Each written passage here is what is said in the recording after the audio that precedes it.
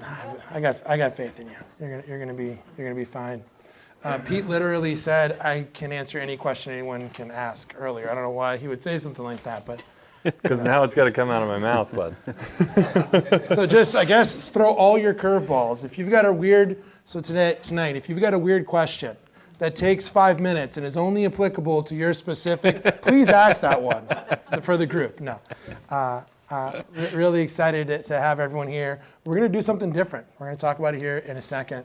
But first, I got to cut a commercial for Dalton. So, welcome to October Grid. We're going to be talking about how to save a fortune and make a fortune in taxes. Let's go. All right. Let's do it. Yes. Got to hit that intro, y'all. This is production. So, Corey, where's this other mic? I'm going to give you the good one. I'll take the janky one. Cool. Test. All right. We'll see. Cool. Fantastic. Great. Welcome, everybody. Good to see everybody. Thanks for coming out. I see some familiar faces. Glad y'all are here. All right. Corey, what are we talking about tonight? Yeah. So tonight we're going to be diving into a couple quick topics. We're going to be diving into 1031 exchanges, tax exchanges, and we're going to be diving into Delaware statutory trusts. And even a little bit of qualified opportunity zones. Absolutely. Right? A little bit of that. Yep. That's right. So quickly talk about just what is Grid, right? So Grid is a national real estate investor network that we like to bring together here at a hyper-local level through meetups all across the country. Here, we like to say we are not gurus. We're just here to do, we're real people doing real deals in real time, here sharing our experiences with you, and trust that you're going to be sharing your experiences with everybody here in the room. This is very much a community of collaboration, and we're all here just to learn and grow together. Yeah, glad to have you here. So who's got a win? Right? Who's got a win this month? Who's doing something exciting? I literally was sitting on the stage and I just set out a contract for the first flip that I have done in years. The last one was one that Corey and I did, actually. Back in the day, we were just getting. Was it before Grid, Corey? Or was we were running probably right at just as we started it. Yeah, like 4 years ago. Yeah, we wow, ran that's this, cool. ran this flip Congrats, together. Yeah, that's awesome. That's my win. I'm excited. I'm doing it with Cindy Hewitt. She's not in here today. Right? Somebody in Grid. We're partnering together. So excited on that one. Who else has got a win? Who's got something they're celebrating? Jose. We started a cleaning company with Sean. Yes. Let's go. What's the name of it? Silverline Properties. Arriba la raza. I love it, man. Jose's not Mexican. He's Puerto Rican, but he works like he's Mexican. You got 3 jobs. 3 jobs. I can say that about us. We do work. Yeah. That's cool. Congrats, Jose. True. That's awesome. Every party I've ever been to when I was roofing involved us like working a half a day and then going to the party. Like, even on a holiday, like we're going on the boat, but we're working until noon. Yes. That's cool. I love it. Who else? Duke. I set up something unusual for me. Established a relationship with an auction company that has auctions in 33 states. I did set up the auction in Mississippi, and I never went there or anything, never been there, etc. They're going to take care of the whole thing. I love it. So you're getting paid. You're getting paid to be the locksmith, Yeah, right? To make the introduction. Not very much, but, I mean, some's better than nothing. That's cool. awesome, Duke. Nice job, Duke. I love it. Duke's here all the time. Yeah, Joey. Flip number 2. Closing on flip number 2. Let's go. Good job, Joey. Let's go. If you're new here and you're standing, might grab a seat. We're talking for at least an hour. There's coolers back there. There's food back there. Help yourself. All right, Corey. That's right. We got some stuff to. Who are you, That's buddy? right. So quick intro for myself. So my name's Corey King. I'm the co-host here of Grid Knoxville. I've been an investor now since 2009, where I jumped into the space via house hacking. So just first-time buyer, bought a 3-bedroom, 2-bath house, rented out the other two bedrooms, and just started to rinse repeat from there. Currently now serve as the managing partner for our real estate sales team here. And we like to do some largely buy and hold investing with some fix and flips sprinkled in. So we're on our 4th flip for this year. That was our goal for the year. So we're on flip number 4, should have that on the market by Halloween. So if you got a house in Mechanicsville, call Corey. Holler. 37921 is my favorite zip code to buy Corey's in. going to be running for mayor of Mechanicsville one day. That's his spot. So my name is Justin Myers. I run Grid with Corey here. I also am a community manager for Grid So Grid is a national organization. We've got 20 locations around the country in 10 states. We'll be at the Bigger Pockets convention. We're partners with Bigger Pockets. We help pilot their agent referral program for them. So we're going to be hanging out there. We're going to do a takeaway on that, by the way, October 15th. If anyone can't make it, wants to know what we talked about, hear from the best of the best, we're going to have a live Zoom on the 15th. We'll make sure you get a link to that. I am a realtor. I've been in the game for 20 years. I have tried my hand at everything and just kept failing my way forward like Mr. Magoo. And along the way, somehow built a national network because I like making friends, and that turned into a position. So if you need someone around the country, and this may sound, if you're watching from home, this might sound like an overpromise. There is a good chance that I know them. Weirdly, I have one of the biggest networks in the whole country because I like making friends. So that's why I run Grid the way we do. I've got 3 weird projects. I'm doing a mobile home project with the guy from Grid, Josh. We're doing a new build down in South Knoxville in a flood zone. That's been interesting. Learned a bunch about hydrodynamic and hydrostatic loads and buoyancy calculations. And I really like build to rent stuff, build to sell stuff. I'm a big fan of new construction. Had a background, a partnership with the builder for years. That's how I met Corey. He was on that team that we had. So that is who I am. That's what I do. We've got 4 meetings every single month because we're overachievers. All right. So anybody been to one of our Investing 101 meetings with Travis? Yes. Awesome. Troy, Tony, what'd you think? It was stellar, thank you. Oh, Travis, they just said your meeting was pretty good. In other words, I heard. He said stellar, actually. He said stellar, but I didn't, I don't want your head to get too big. So we do an Investing 101 every single month. So if you are new, if you don't have clarity on your strategy, if you don't have your finances locked in, right? If you don't know exactly how many reserves you need and have you earned the right to invest, I highly recommend coming to that one. I think it's one of the best ones we do, right? Come to that, we'll lay some groundwork, and Travis is happy to sit down and do a personalized consultation. I have seen people come to Grid for 18 months and then go to that thing and finally take action because they really didn't have a strategy. They were in analysis paralysis. So we started running that every single month so you can put these into practice because, right, that's the hardest part, Corey, is like the actual strategy part. I could do anything. And then just taking action, though. Yeah. That's it. Can be a little overwhelming. Take the swing. Yes. And then we have a coffee event. This is actually one of Corey's friends. How did you meet Andrew? Yeah. So Andrew and I met actually at a networking and marketing event 7-8 years ago. It's probably right. He is like one of the hardest working entrepreneurs in town. Absolutely. Actually. Yeah, absolutely.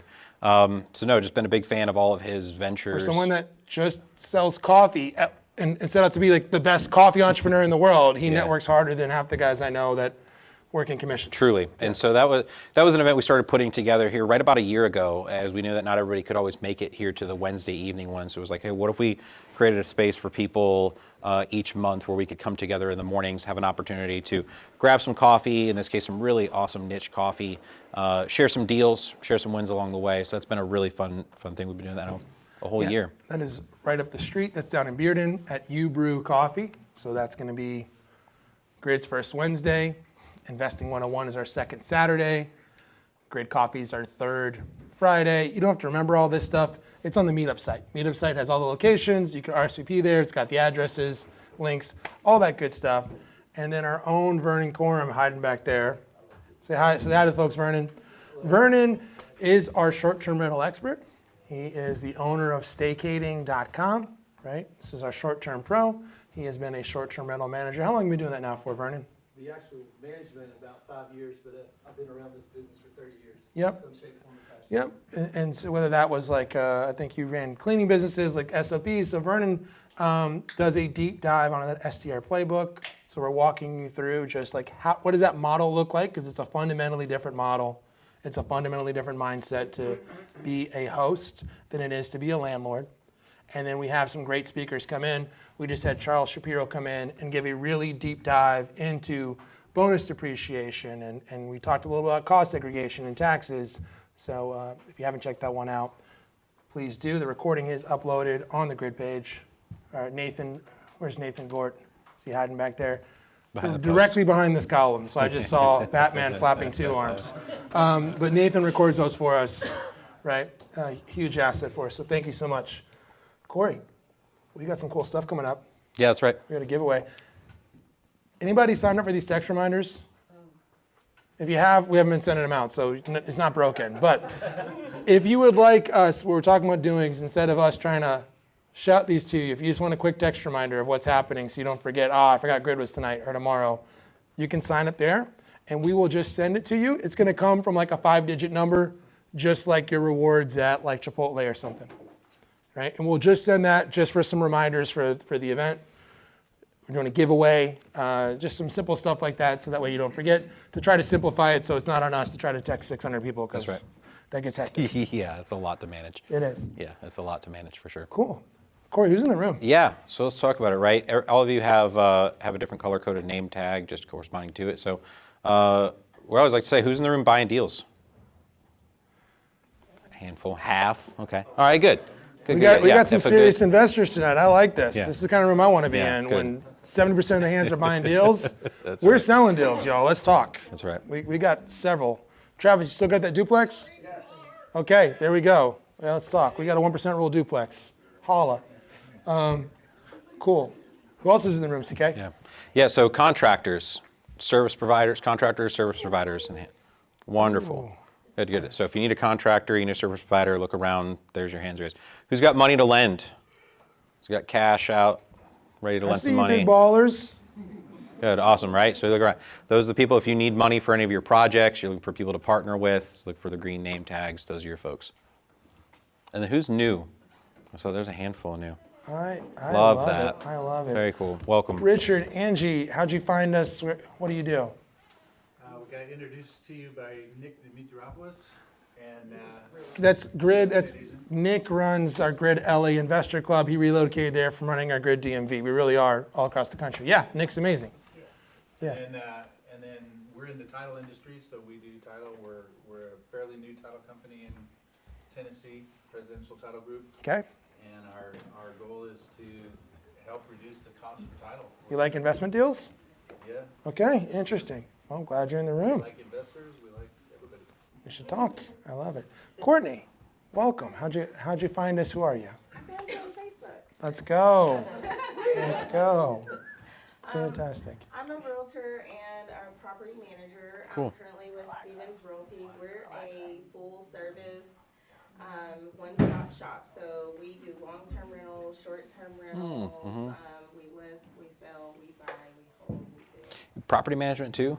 Is that right? Okay, cool. And I know. Oh, that- okay, all right, cool. I know this guy. I think he drove the farthest to be here. Bradley, where are you from? Brookville, Indiana? Brookville, Indiana. So if you see him, make some friends. Bradley is relocating down here, and we connected, and he drove in for Grid so he could come meet all y'all and check out the town and find a project to move into. So if you've got a fixer-upper that thinks it's a house hack, or let's talk. We're gonna find something for Bradley so he can move down here and relocate. It's fantastic. Glad you're here. I saw one more in the back. I can't read your name tag. I'm sorry. Derek, Derek? Derek, nice to meet you. Yeah, welcome, man. Who are you? What do you do? What brought you here? this guy right here. Okay. They're burning. All right. We won't hold that against you. I do land clearing and demolition. So, for realtors or anybody that gets a home and needs it cleaned up, looking good for their seller or whatever, Yep. I'm your guy. Fantastic. That's cool. Welcome. Glad you're Good all deal. here. Glad you're... So, we got an announcement, Corey. Yeah, we sure do. What's better? Winning 2 free tickets to see the Vols take on Arkansas October 11th. Keep going. Ray-Ban smart glasses, hands-free highlights, built-in speakers, and more. Say it again in case they missed it. This giveaway will have 2 winners. Announced live on Wednesday, October 8th. Step 1, fill out the form. That's your entry. Step 2, tag a friend and make sure they enter too. You'll both get a bonus entry, 2 chances max. The Kaza Group. Giving you the ultimate game day giveaway. With Foundation Mortgage.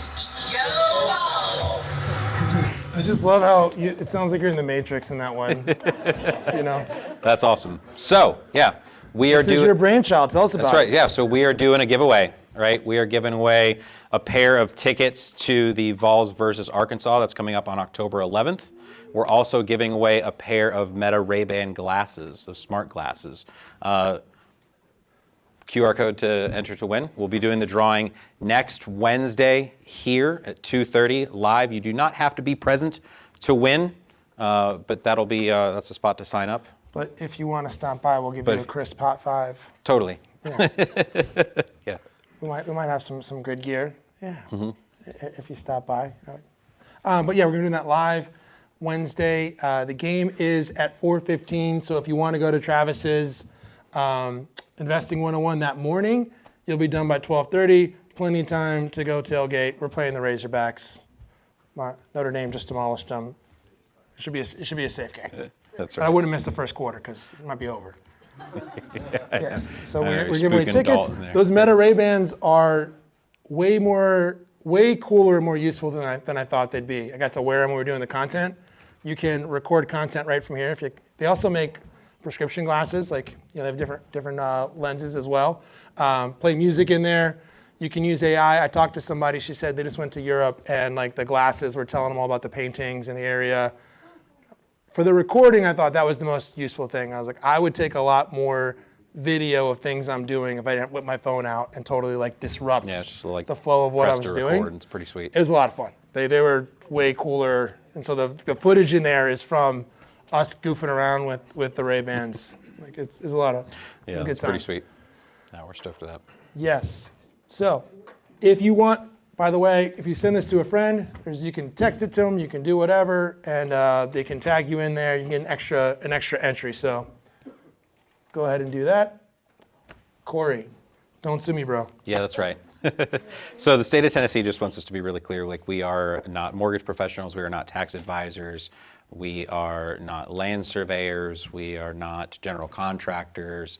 We work within our scope of expertise, of our individual We're expertise. not attorneys and we're not CPAs, which is we very go. relevant for today. Yeah, no We're doubt. talking about taxes. No doubt, no doubt.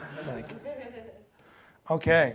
And you're being photographed and videoed, and thank you for allowing us to do so. So, fantastic. We've got a mission, right, to help others build wealth through real estate. We're glad that you're here. If you are brand new, you're in the right room. Stay, learn, get educated so you can come partner with us. And if you've done a lot of deals, fantastic. We like doing lots of deals. Holler at us. We got a whole real estate team. We're happy to work with you. Okay. I'm going to introduce our guest, and then I'm going to make you sit and not let him talk for a second. So we're joined today by Pete Amrine. Pete is a longtime great attendee. Glad you're here.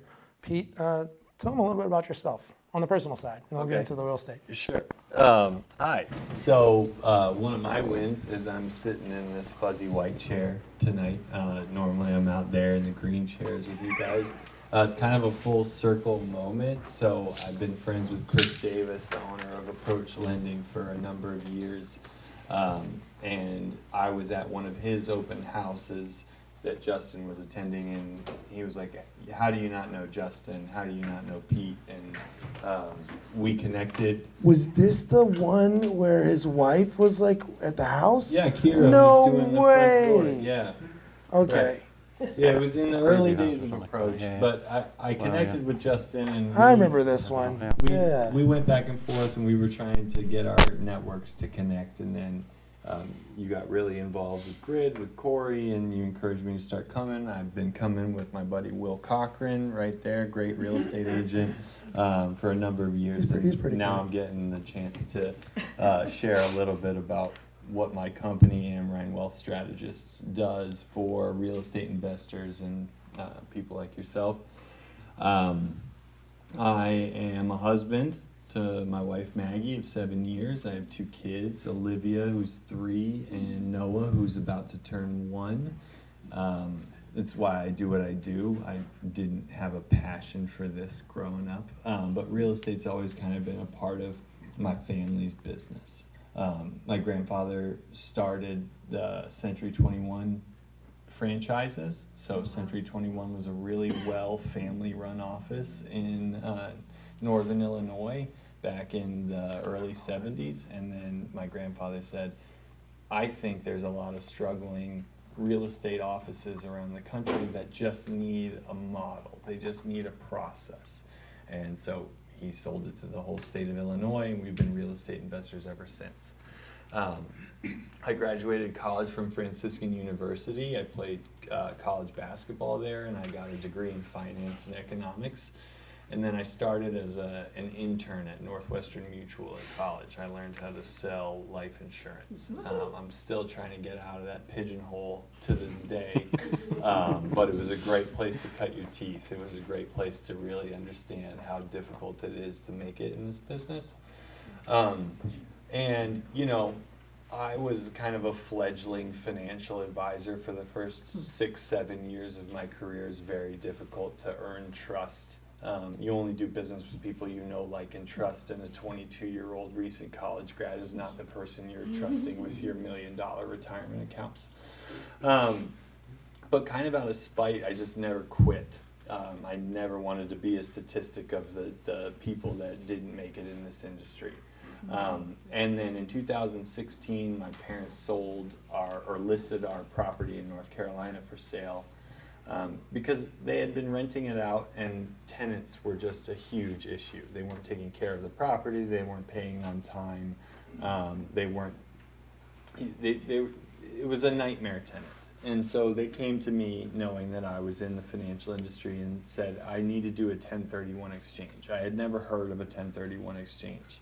So I went on Google and I said, Mom and Dad, I'll figure out how to do it. So I found a qualified intermediary for them. I found product sponsors for them to move into a Delaware statutory trust, because my parents at their stage of life, they were done being landlords. They didn't care what the cap rate was. They couldn't give up the sleep anymore.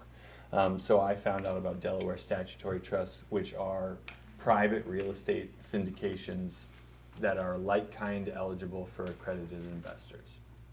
And I did my first 1031 exchange into a Delaware statutory trust for my parents' rental property in 2016. And after that, I found, like, my clients and prospects, they didn't want to talk to me about life insurance. They had a guy. They didn't want to talk to me about assets under management. They had a guy. They loved talking to me about what they were buying, whether it was raw land or a duplex or a fourplex or whatever. And I was so sick of being cut out of those conversations that I was like, I'm going to figure out a way that I can provide services in this arena. So that at that point, my business went from risk management and asset management to private real estate and tax strategy. So now I have 4 silos of my business, but my favorite one is what we're here talking about tonight: the 1031 exchanges, the qualified opportunity zones. And the other things that the IRC, the Internal Revenue Code, gives us that we just probably aren't aware of, or even if we are aware of these rules, we don't know who are the winners and who are the losers to actually provide these solutions. So, I don't know, that's what I tell to everybody. It's kind of staged. No, I think that's fantastic. So that's why we had Pete here, and just going to give a little backstory is we constantly ask for feedback. So if you've got feedback, grab us, let us know, text us, DM us, got our contact info. I'd love to hear from you. And one of the things we heard, we've been doing it for 4 years, is that we've been covering a lot of one-on-one, which is great. We built an incredible community. I've seen people totally transform their lives from coming here. And, Corey and I want to nerd out on this stuff all the time. I don't want to read a slide about self-directed IRAs, frankly. And so it's like, how can we have a more sophisticated conversation? So if you haven't been before, we have a YouTube channel, Grid Investor, just like the hat, right? YouTube, Grid Investor. If you go on there, Knoxville has over 35 videos on there. We went through the mechanics of a 1031 exchange previously. We brought Laura Huckabee in. She's a great qualified intermediary. If anyone's got questions, if you want us to, we can do a webinar with her. We can ask specific one-on-one questions, and I want to say, if you've got questions on how to execute a 1031 and getting into the nuances of that, we can give you a high level, but I recommend go watch that video. Go watch that video.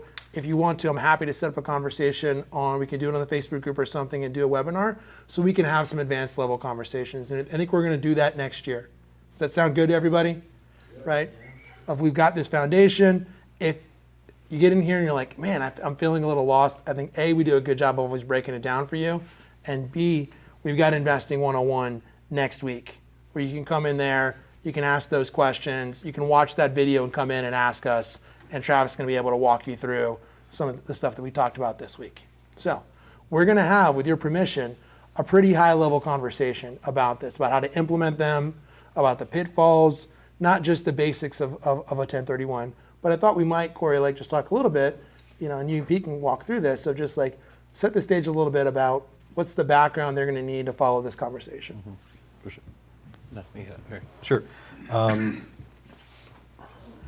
So I guess some frameworks to still understand is still going to probably revolve around the basics. Hey, I sold a property. I've taken an investment property, I've sold it, and now I need somewhere to go put the cash from that property. And I can either look to do what's called a like-kind exchange, which is that 1031 process, or if I'm an accredited investor, I can look to put that money into a trust. It's going to still let me believe in the power of real estate and what it can do, but in a more passive fashion.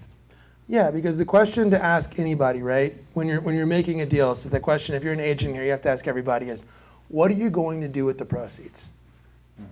Great, fantastic. I just gave you a check for $200,000. Unless you're going to go put it on black, you're just immediately reallocating it into another asset that generates some kind of a return, right?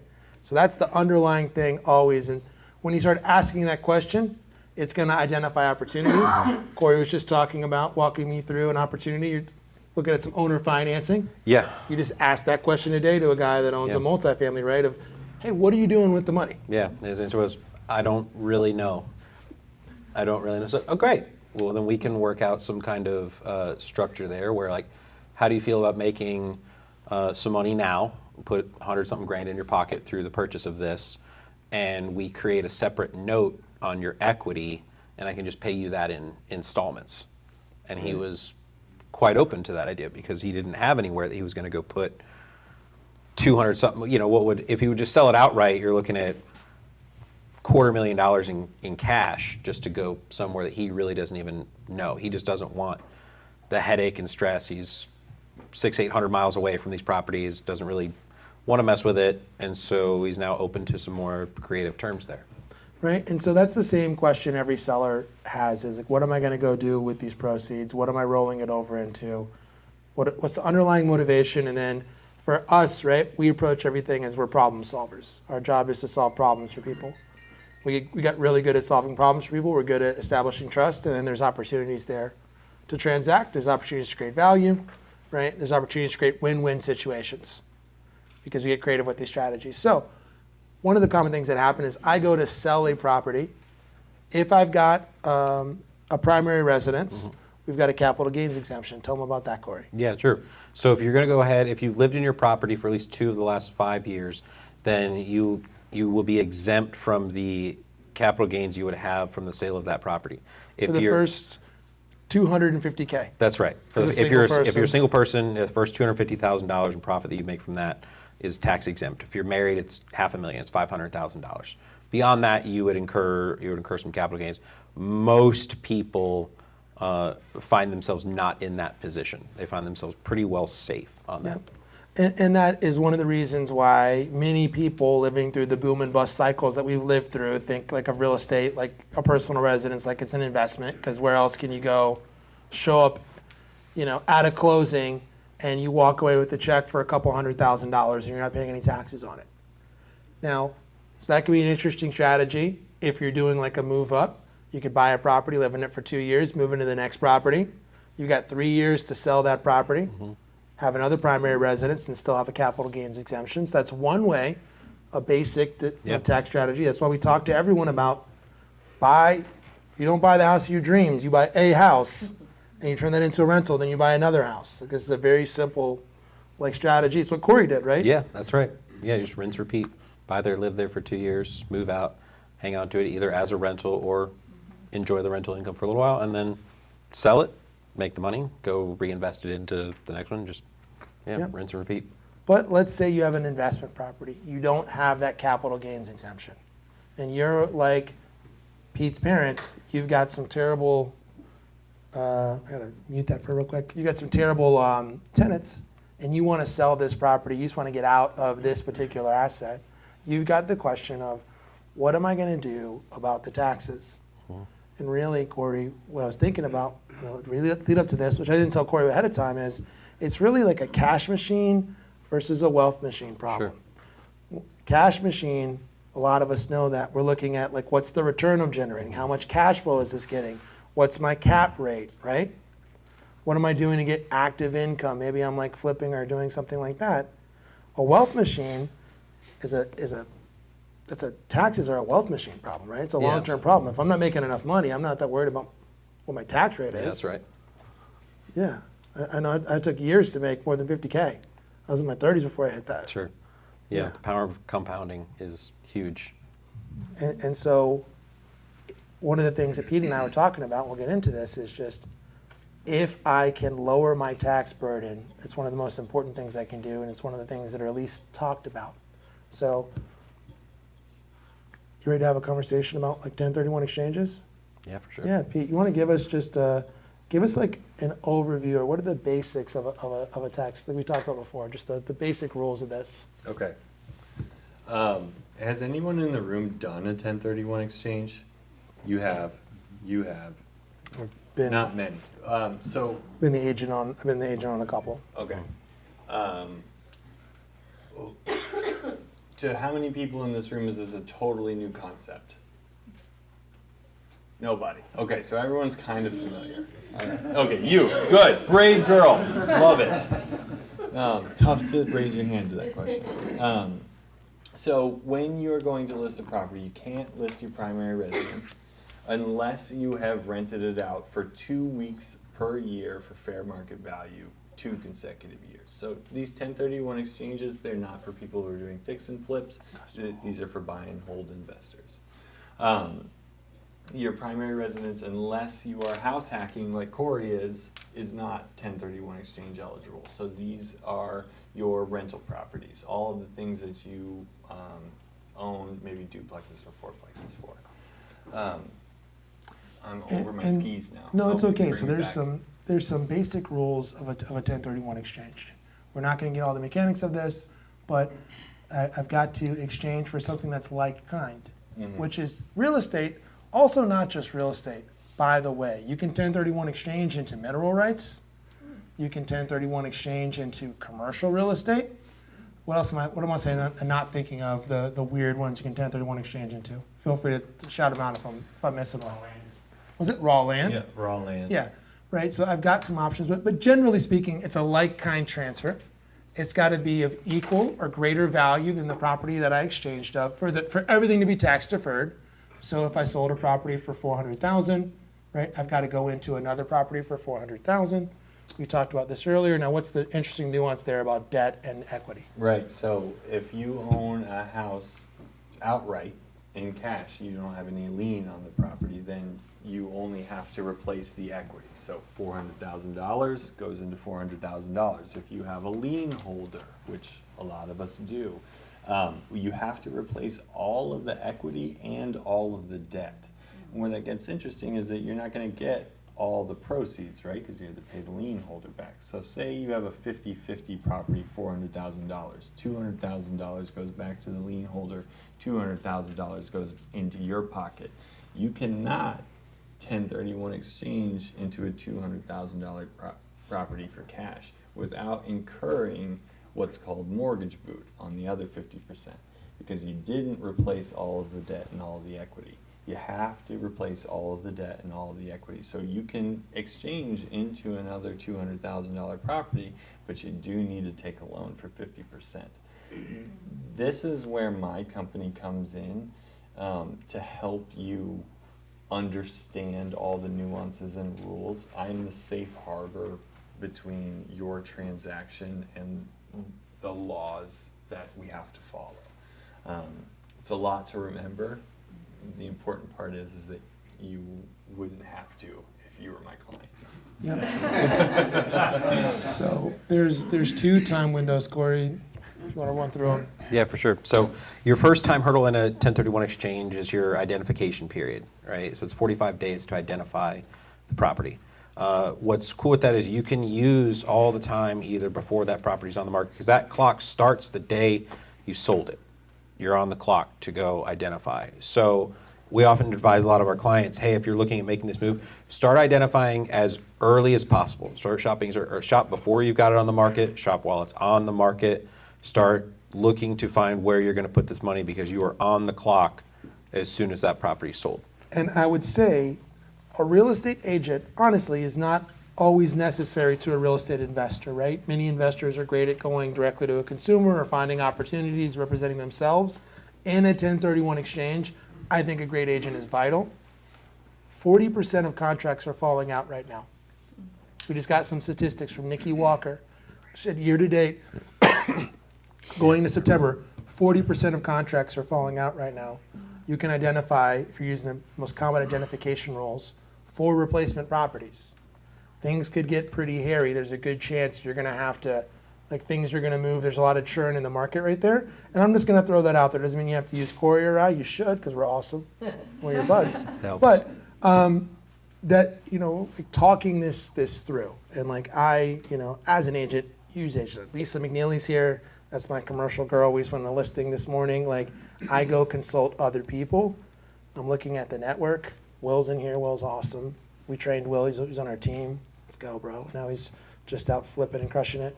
But I would say find somebody on your team there just because it really helps during a 1031 exchange, like during the identification period of like people that have a pipeline and who have access to everyone else's pipeline. Yeah, Lisa.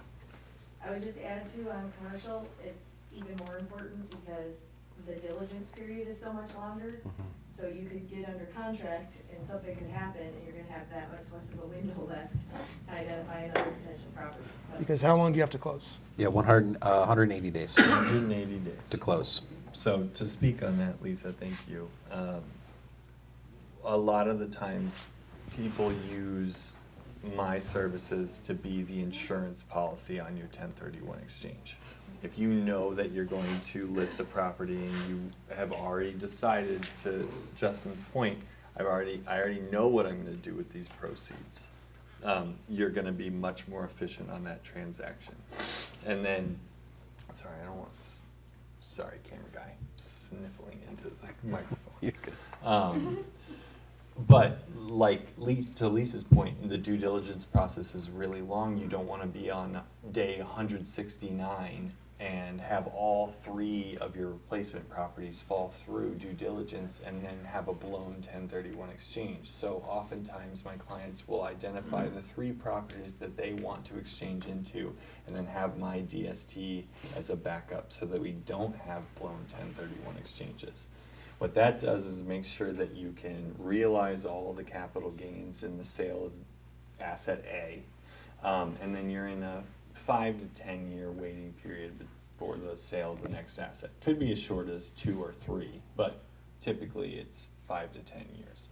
So I want to jump in real fast Sure, here. go ahead. And the most important thing about a 1031 exchange is you have to engage the services of a qualified intermediary before you close. Before you close. Please don't call someone and say, hey, I just sold my place and I want to do a 1031 exchange. It can be the day of, but the 1031, because the intermediary actually receives the funds. They're the escrow company. They hold it. They are literally like they qualify with the IRS and they are an intermediary in the transaction, right? So they're going to ensure their whole role there is just to ensure that this is compliant with that portion of the tax code and to facilitate that for you. So if we miss when they go wrong, there's some interesting things you can do, so we'll get into that. So that's, anyone have any questions just about 1031s, how to use them, when to use them, before we move on to getting into the curveballs? Yes, Boone? Can you only do a 1031 into one property? No, that is a great question. Up to 4 properties. You could get real So squirrely and do even commercial, more. Another house, for example, a land deal? Yep. Okay. So like kind doesn't mean single family to single family. Doesn't mean multifamily to multifamily. It just means real estate to real estate. And then DSTs, Delaware Statutory Trusts, is legal jargon for like-kind eligible. Yep, so we'll get into what DST is, but it's the same, so we're talking about real estate to real estate. You can exchange into more. I've seen someone exchange one property into 7 properties. The other thing you can do is there's nothing stopping you from taking $200K, right, and 1031 exchanging and taking on more debt. So to go back to our earlier example where I have $200K in debt and $200K in equity, there is nothing stopping you from going, hey, you know what, I'm gonna go buy a cabin right now. I'm gonna go put 20% down with a DSCR loan, debt service credit coverage ratio loan, so I'm gonna qualify based off of the income. I'm gonna leverage this, let's say at 80%. There's some 15% DSCR products out there, so let's just use simple math for anyone who picks me apart on the guidelines, right? And I'm gonna go buy $1 million asset because I wanna take advantage of bonus depreciation. And I'm gonna do that before December 31st so I can put it into service this year so I can take those losses, right, against my active income. You could do lots of things with 1031s. You can leverage into other properties. So I've seen a guy, he 1031, Brett Tanner, 1031 out of his properties in Arizona, down into Huntsville. One property into 7. Because they're real cheap down there. So you can go, there's nothing stopping you from doing something like that. There are technically 3 rules. The most simple one is 4 potential replacement properties. Yes. Yes. Which is the safest. The other ones get squirrely. And again, I'm going to refer you. Let's talk to the intermediary. We'll get on our Not webinar. a tax advisor. We can squirrel because we get into what we talk about all the time here, the it depends questions. Right? It's like let's get the intermediary here to answer the it depends part of it. But yeah, absolutely anything that's real estate, which is why I know some guys that 1031 into mineral rights and royalties. But again, like Oil and gas. Yep, oil and gas. But that guy had a system and a plug, and he was like, I have someone that's shown me how you buy oil and gas that's adjacent to producing oil, and you're not just out here randomly buying worthless mineral rights. Not Wildcat. Yeah, no. So, any other, yeah, Lisa. I just want to make one other comment. It's really beneficial if you are doing a 1031 exchange and you're the buyer identifying a property to disclose that. First of all, you are supposed to, but secondly, if you disclose that up front, it actually goes a long way with sellers because they know that that money is pretty well guaranteed. It's already there and available, so it can help you win more deals as well. Yes. If you make sure to identify that up front. It can also kick you in the ass if you don't tell people because there are things that the other party will be required to do. So don't wait on disclosure. Yep, so disclose that you're in the 1031. It can be some advantages, and the biggest advice is start the process early. There's nothing stopping you from identifying, pre-negotiating any of those things, asking if they need to make, and people may be, open to doing that. Like they may need a 1031 to something else. Like sometimes I've been able to create opportunity for us by creating an opportunity for that seller, right? If we could show them would you be open to making a move if I could show you how to put more money in your pocket? Right? Would you open to having a conversation? Yes, Brooke. So if someone did a 1031 exchange into a cabin and was trying to get it in a certain time period before like the end of the year for it to count, for it to be fully operational and turnkey, does it have to be completely turned over to them or could they come in as a co-host and count? Does that make sense? That is, the property has to be put into service. You have to generate some kind of income in the property, right, prior to the end of the year. Is that right, Nathan? Am I missing anything? Does that sound right? Yeah. Like it's just got to be put into service. So I think co-hosting or using a property manager or something would make that eligible. You might have some nuances if you're asking about like qualifying as like the designated professional. Right too, so it's like I have cabins that I've got to pretty much sell. And so my biggest thing is you're getting right there at the holiday time. People have already booked. Could I have could somebody come purchase, say, a 1031 exchange and co-host to kind of swap those people over so the holiday people don't lose their booking and you can actually transfer a property that's in good standing much easier than just canceling all the bookings? So two different questions. One's like all the nuances of running an SDR and one's running a 1031. From the 1031 side, as long as you put this into service, like for Okay. bonus depreciation, by December 31st, right? Okay. This is, and there's some nuances about what that means. 'Cause in my head, I'm thinking like, ask me afterwards, because I want to look at my phone about I'm not something. going to answer that. Yeah, but as long as it's put into service prior to the end of the year, Okay.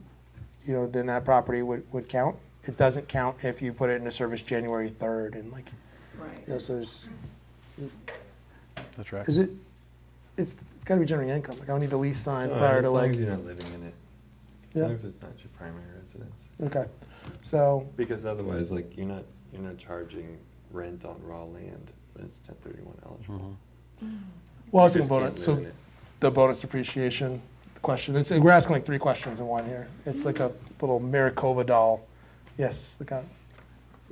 So you said it faster than I was catching it. Something about if you have a primary residence, you have to rent it for a while first? Is that what you were saying to do that? Can you re-explain that? I didn't gather it. If you're Which, for a 1031? Yeah, for 1031. So like say my house, I want to sell it, but if I want to get 1031, I have to rent it first?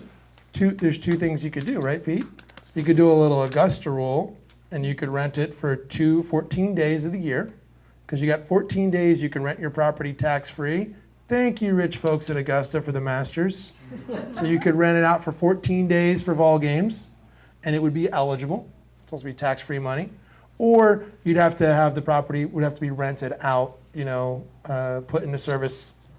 fair market value, 2 weeks per year, 2 consecutive years. Yep. So like if you go on fall break and winter break, and you and your family leave your home, and your uncle moves in, and he pays you, and you have all the receipts for paying fair market value, you can't rent it to him for $1, right? It has to be fair market value, 2 weeks a year, 2 consecutive years. Then your primary residence becomes 1031 exchange eligible. Got it. Due Or, to the Augusta rule, like he said. or you do the, now what if I did the most common thing and I move up, right? I moved into a 1,000 square foot house, and now I got the kids on the way, so I'm moving on up and I'm moving to the suburbs, and I'm All holding. 1,000, huh? Yep. I'm holding on to this, I'm holding on to that first residence. How long do I have to rent that out? Is it a 2-year waiting period before I get 1031 it? Yeah, so Okay. it's a 2 years all the time. Yeah, Yep. it's not, 1031s aren't for fix and flips. You can't close, flip, and 1031 in 9 months. It's for buy and hold properties. Because what we're talking, what we're really talking about, big picture in the tax code, is the difference between active income and passive income. They are taxed differently. So there's some advantages and some disadvantages. So that 2-year period, like a fix and flip, that's active income. Yes, correct. That's active You're income. going to be paying regular income tax on that. And longer term holds, like passive income, are taxed at a higher rate. between 15 and 23.8%. So Yep. if you're in the highest income tax bracket, you're paying the 20% capital gains rate plus the 3.8% Obamacare tax. Yep, but if you can tax defer those, right, I can take advantage of having some long-term holds with the tax benefits. Sure. The math works out to where if you can defer taxation on the sale of an asset for 7 to 10 years, it's as if you mathematically did not have to pay the taxes at all. So what I try to teach my clients to do is we have limited resources. We need to keep all those resources on our side of the fence for as long as humanly possible so that we can be getting anywhere from 3 to 20% compounded interest per year depending on the asset. But I would much rather be working with 100 grand than 76 grand to compound that.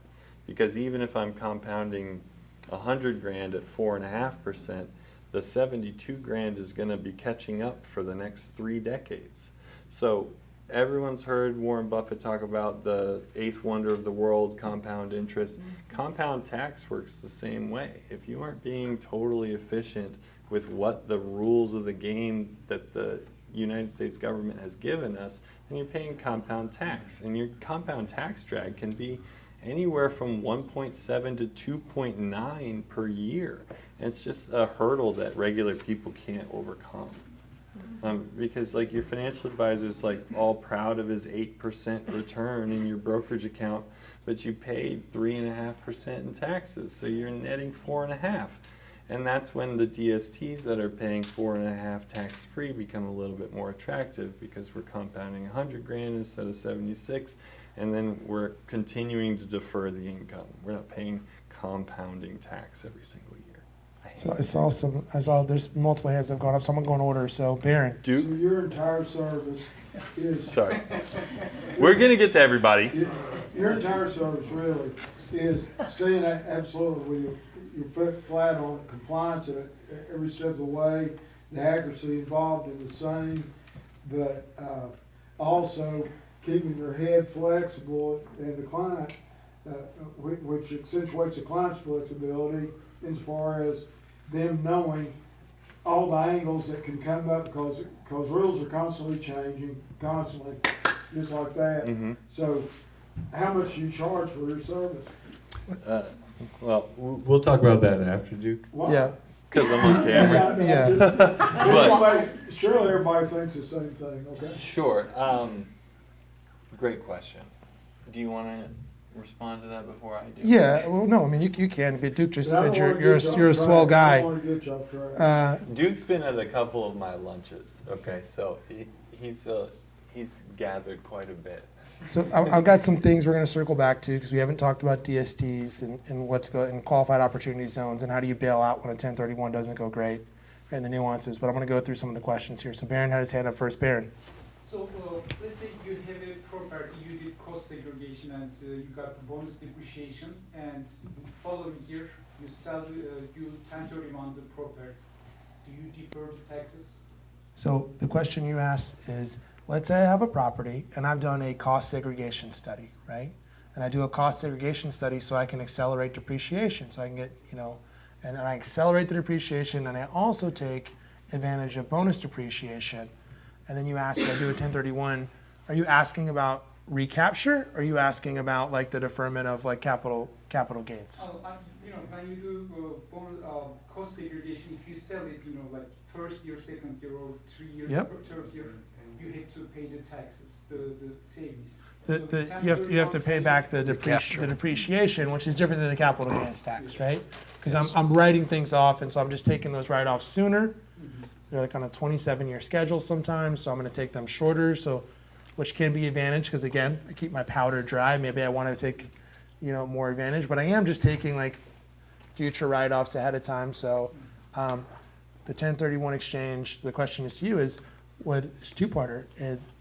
They would be able to defer the capital gains taxes, but would they be You'd have a reduced cost basis. You'd have a reduced cost basis according to your depreciation schedule at the time. So you'd have to pay. The depreciation schedule would affect your basis. So let's talk about basis. What's basis? Because that's probably a very important part of this conversation. Oh, basis is what you put into the property less depreciation expense. Right. So if you bought up property for 100 grand, your basis is 100 grand, regardless of what the assessed value is.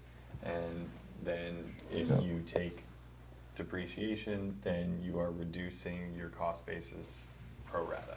Yep. And so Call your CPA. So I have 100 grand, I put some money in there, I reduce my basis, let's say I'm down to 70 grand. Basis is important because basis is how we calculate capital gains. So that on $400,000 sale, if I have a $100,000 basis, $300,000 is the gain. And this is kind of set us up to go in and talk about qualified opportunity zones in the second year, because basis is a huge portion of why those things are attractive. Sure. So does that answer your question, Baron? Fantastic. And we're going to segue to DSTs and qualified opportunity zones. Nathan, I saw your hand up in the back. I was just going to ask, can you talk the pros and cons between a 1031 and deferring for 30 years? When do you can defer your taxes for 30 years instead of doing a 1031. Can you talk about the pros and cons? What would make you defer for 30 years versus doing a 1031 today? Can you tell me more about the deferring it for 30 years thing? So CPAs, the cost seg guy was teaching us that you have the choice with the tax law to defer your capital gains for 30 years on investment properties instead of doing a 1031. So I'm asking from your point of view as a 1031 person, what's the pros and cons of both? I mean, besides being old, you want to defer for 30 years, right? I mean, I'm not being ageist. I would say that I would, even hearing this, I would want to know the mechanics of the deferral for 30 years. Does anyone else heard of deferring your taxes for 30 years? Have you done that? No, Justin, Byrne, and us, we were all at a conference when a guy actually was teaching that strategy last year. It was last summer. You said ask hard questions. No, I am. I'm just saying, like, when you say defer your sweat. taxes for 30 years, like, what? I don't know. I guess the 1031, and you can take that capital today and live off it and defer it for 30 years. Are you watching it? Who wouldn't do that? I don't know. I'm just gonna punt this one because I'm gonna have to ask you afterwards. I do not recall this conversation, so I can't, like, I don't know. I mean, if you could defer for 30 years without doing a 1031 exchange, like, I got some Googling to do. yeah, that sounds great. But just to answer the question fully, there's always advantages and disadvantages and nuances of every single one of these strategies. So I'd want to know what that. I can tell you one of the disadvantages, you're giving up control. Okay, so if you're a young person and you're trying to actively grow a real estate portfolio, you're probably going to have higher cap rates and bigger headaches. This is more of a passive strategy for people exiting their active portfolios. But you can't kick people out. You know, you don't have to replace water heaters or roofs or siding or any of that. So I think Pete's you're really answering about DSTs. Yeah. Yeah. Nothing he was just about 1031 exchanges. We'll come to this in a second. I don't know the answer, Nathan. You've totally stumped me. He got me too. Yep. So I don't know. From the outside, I would say if I could defer my capital gains for 30 years. I'm coming to talk to you I would after. just defer my, right, Jeff? Am I missing something? I would just defer my capital gains for 30 years. That seems like simple. And I'm going to have to find a new Yeah, job. if I had a cow that could give me chocolate milk, I don't know. It does sound better. Forever, I might take that, yeah. This is like that doubling. Nice to see you guys. So here's what I want to. So we asked some questions here, but let's just talk about this big picture, right? Because it's always like if I understand the way broadly, then I can understand it specifically, you know, with the nuances. So when 1031s go sideways, maybe I missed it. I didn't know that I had to do this the day before. What do? Or one of these falls apart, and I can only close on one of those properties, or I've got these things identified and I think it's fantastic and I find out stuff during the property and I thought I had $400,000, but now I got to negotiate that deal down. I'm only paying $350. I'm not going to pay $50K extra for a bum property, right? And so there's many ways, and now I've got this leftover. So now I've got additional taxes that I have to pay. What do I do? Like, what do I do with those funds? What are my options? This is how I got connected to Pete, because when we got into the details of this, I went to a lunch you had, and I was like, okay, now this is really fascinating. So first one is Delaware Statutory Trust is one option. You've got to be an accredited investor. What does it mean to be an accredited investor? An accredited investor is joint household income of $300,000 or more a year, or $1 million outside of your primary residence on your balance sheet. Okay. Are you talking about the other DST, the deferred? Deferred sales trust. Are you talking about deferred sales trust, Nathan?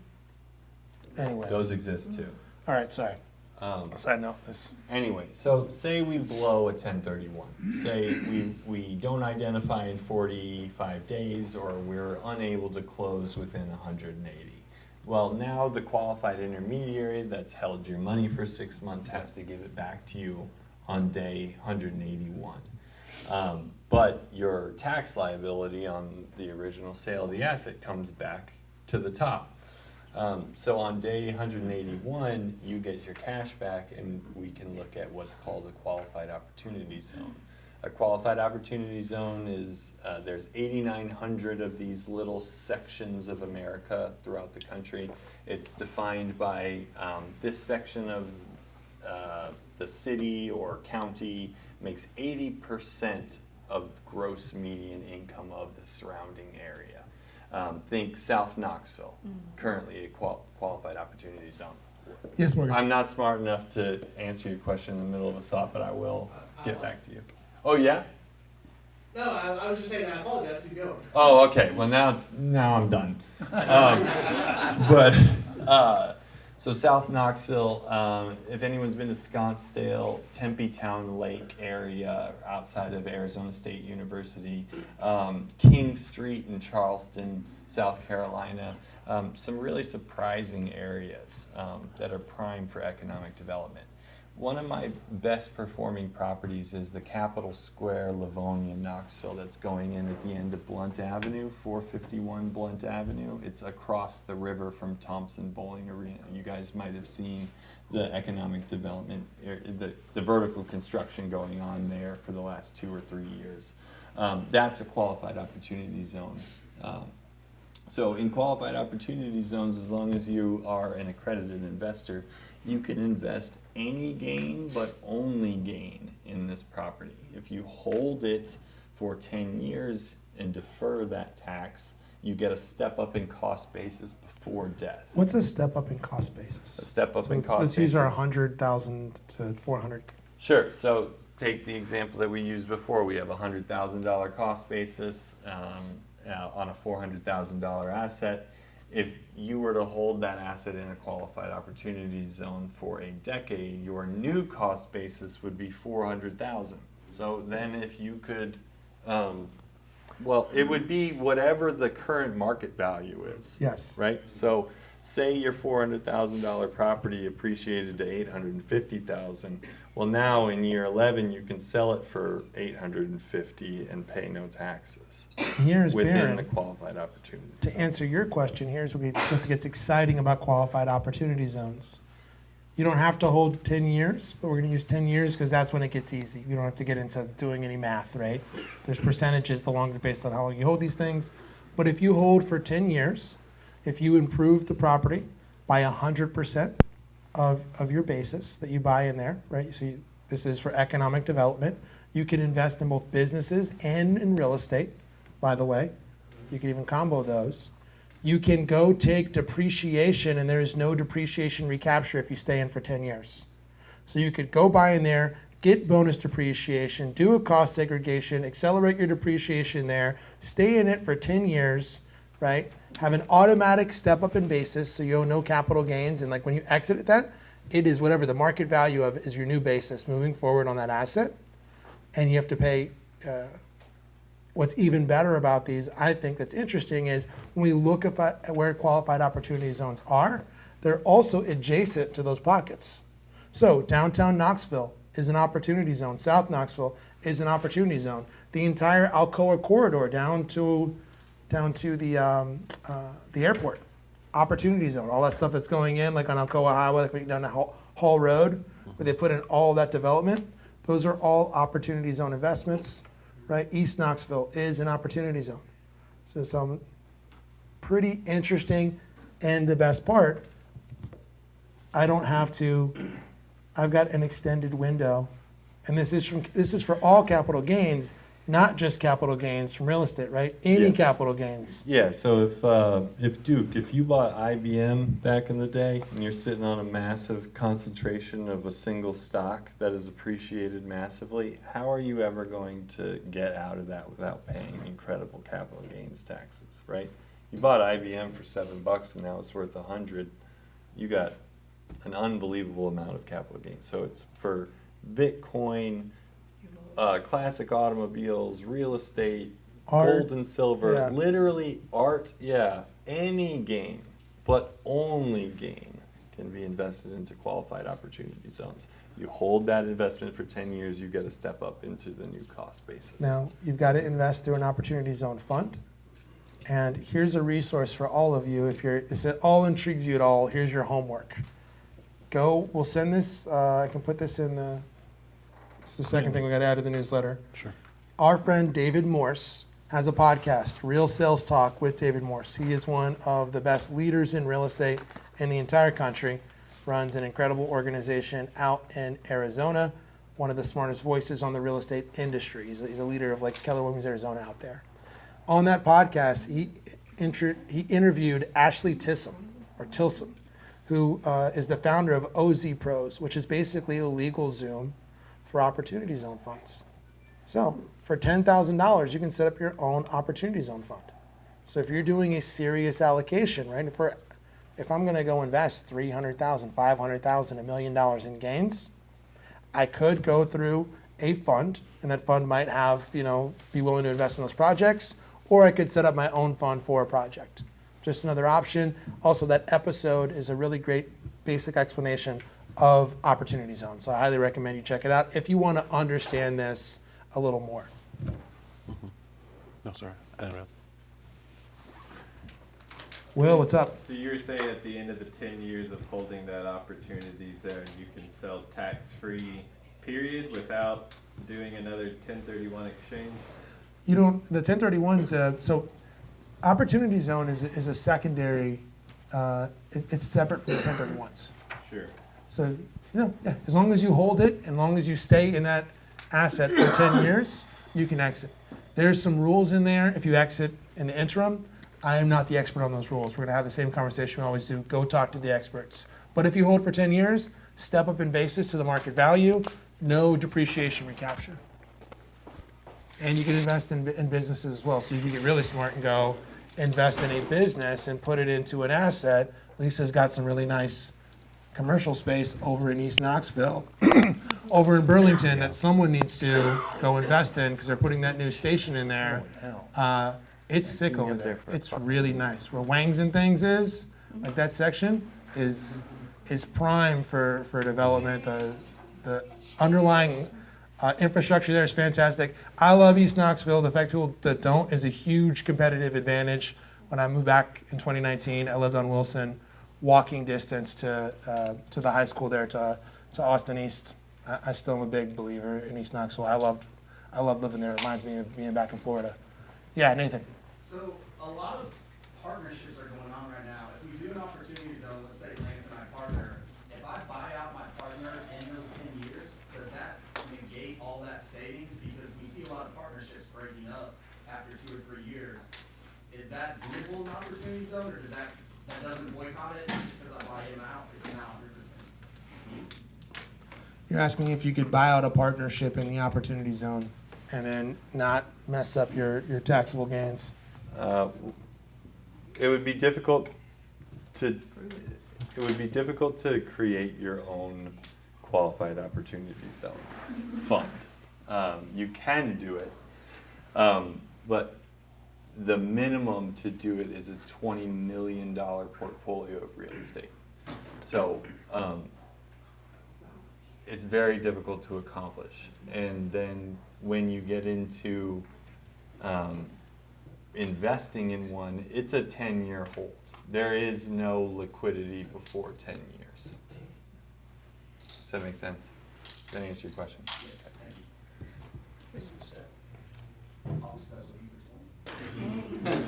And in general, so here's what gets interesting about a 1031, where the challenges are. 1031, it is really a match for a match. So if me and Jose are in an asset and I want a 1031 out of that, Jose's coming with me. That's where you might not be able to 1031. If you've got a partner, I can't just 1031 my share out of that asset. Mm-hmm. Now, I've heard some creative ways, in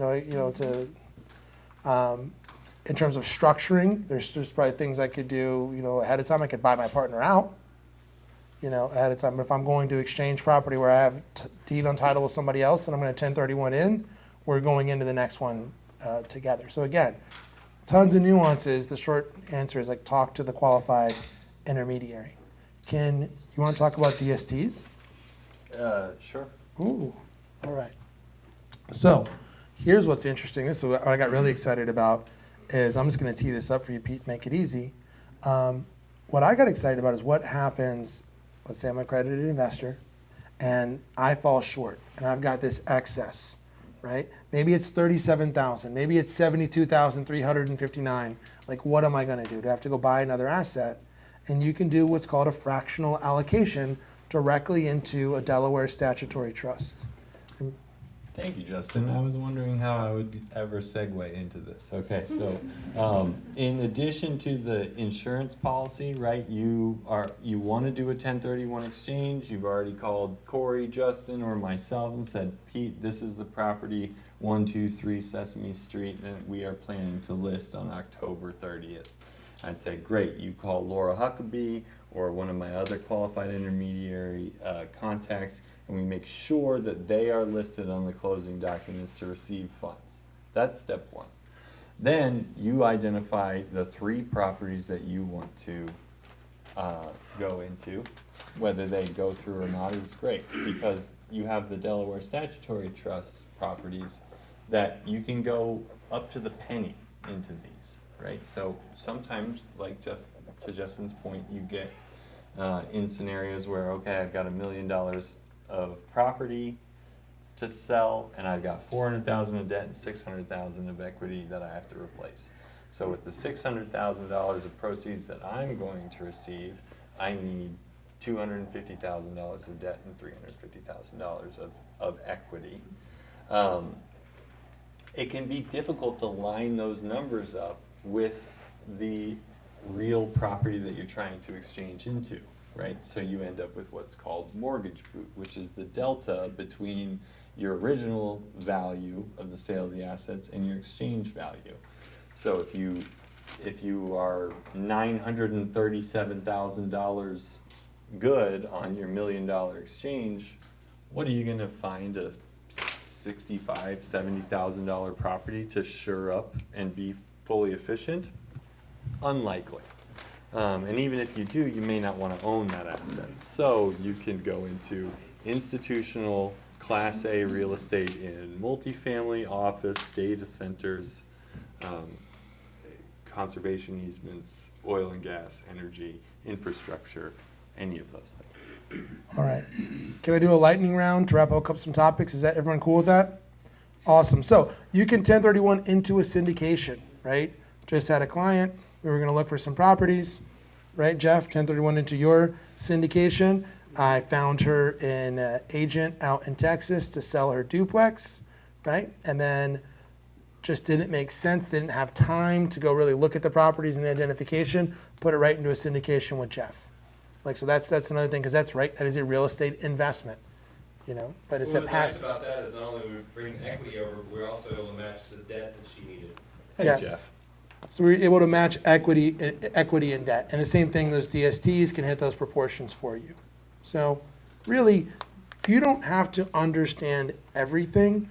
I don't understand. I teach this all over the country. I don't understand everything, but I have figured out how to understand who understands what they're talking about. I've been in enough rooms to be like, cool, no, I don't need to know everything. I know like 3 amazing 1031 intermediaries. Let's go talk to them. Let's go grab Jeff and Pete and like have an honest conversation. I'll be like, oh, you could do this or you could do this. Like that's what I think the power of grid is. Like of having an actual network of people to have like an honest conversation. So a couple of things that we talked about that we might cover today. We decided to switch some things up. We talked about cost segregation. Does anybody come here because they want to know about cost seg? Sweet. Oh, thank God. That's easy. We talked about self-directed IRAs. Anybody come here because they were curious about self-directed IRAs? Sweet. Fantastic. So self-directed IRAs, we have gone over that before. I highly recommend you go check that out. If you have a retirement account, it is something the short version of this, I'm going to give you the big picture. Who cares about the specific details, right? I could go convert a retirement account, and there's advantages and disadvantages from a tax perspective to doing some of this into a self-directed account. I might want to do so because I'm like, man, gosh, this guy over here, Corey, keeps doing these flips. Man, he's giving people 15% returns on their money in 90 days or less. I don't have to be a mathematician to figure out 15% a couple times a year sounds pretty great, right? Or maybe Corey just, I give him my money for a year and he pays me a flat rate and just goes and turns it, but it's better than what I'm doing in the market. Now, same thing, there's a custodian there that you got to go through. I can't invest in my own assets. I can't commingle those. Like I can't invest in my own deals. So I can't use my self-directed IRA to invest into something that I'm actively doing. That would violate it, but it's something to look at. The people that are getting great returns, and Cindy Hewitt that comes here, and Brenda Price, they teach about this. And they've got a cool program I've seen where they'll invest alongside some people. Definitely something to look at. Ask other people that have done it, right? It can be a good tool in the toolkit. It could also, you know, you could go lose money with your self-directed IRA as well. And I think this kind of brings us to the last thing. You want to get philosophical and talk about debt? Politics and religion. Yeah, exactly. Cash machine, wealth machine, right? When it comes down to some of these, the single biggest lesson that we really want to talk about is the power of compound interest in time. Like, don't take losses. If you want to play around, ChatGPT would do this for you, right? Ask it what a 1% return compounded over 20 years looks like, versus taking a 23% loss on my capital in year 5 because I've got a taxable event, right? Like, taxes or losses crush your returns long term. There's two different things always to ask yourself. Is this part of my cash machine, my active income play, my crypto, my whatever? Maybe you're an amazing prop bettor. I know guys that are professional poker players. I don't care. What is my cash machine and what is my wealth machine? What are things that I'm buying and I'm holding for the long-term gains? Yeah, so Justin and I had a conversation earlier this afternoon, and the way he views his cash and wealth machine is similar but a little bit different than mine. I'm trying to get all my clients to pay taxes on only the amount of money that they require to cover their lifestyle, right? So if those lifestyle expenses are 75 grand a year, your W-2 or 1099 should say $75,000 a year. Other than that, it should be going in your wealth machine. It should be going into your balance sheet, into your net worth statement. It should be deferring the gains that you earn every dollar above what it requires you to live. And these aren't always efficient, but that's something to strive toward. If you are reporting $450,000 of income and you only need $175,000 to live, there are incredible inefficiencies in the way that we're structuring our financial life, where we could be putting more money in the wealth machine and taking it out of the cash machine. And all we're doing is using the IRC and the rules that they gave us to do so. So my consulting business is all about meeting with your CPA, meeting with your tax attorney, to educate them on, hey, here are some sections of the tax code that are relevant to our mutual client that you either don't know about or aren't taking advantage of. But on top of that, here are the real winners of people that provide these solutions. And I quarterback those transactions. I am not the smartest person in this room. I'm not the smartest person in any room I've ever been in. But I'm really good at networking, just like these two guys are. And if you have a problem, I know someone with a high-level solution. So just come talk to me. I'll point you in the right direction, or I'll buy you coffee. And if any of that, like what, how do I get there?